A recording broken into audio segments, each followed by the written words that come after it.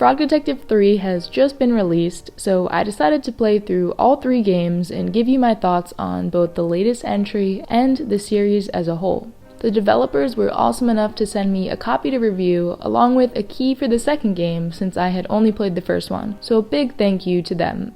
In short, the entire series is funny, cute, and charming the whole way through. It's obvious how much love was put into these games by creator Grace Bruxner and the rest of the team at Worm Club. Now, I played through all 3 games back to back just to jog my memory, and it was really cool to see each entry get slightly longer, more complex, and build upon the story of the world's second best detective. From the environments, to the plot, to the recurring characters played by a star-studded cast, Frog Detective 3 takes all this to the next level. But the best addition to the game was obviously the scooter.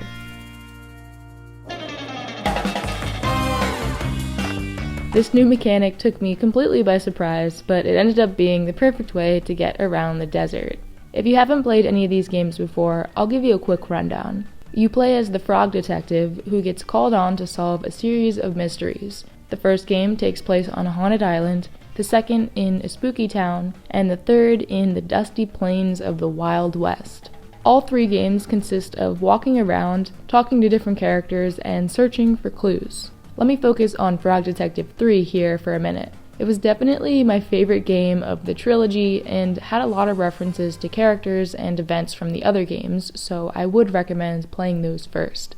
The mystery begins in your classic Frog Detective fashion as you go around helping out townspeople in exchange for evidence. However, things soon become fishy and, well, you'll have to experience the rest for yourself. One thing to note before jumping into the Frog Detective universe, which I'd highly recommend, is the games are short. It took me just about 3 hours to play all 3 of them, but they're filled with humor to keep things entertaining. And the music, created by Dan Golding, is perfectly done in each game, but I must say I'm the biggest sucker for his cowboy theme. He also did the soundtrack for Untitled Goose Game, if you're familiar with that little gem.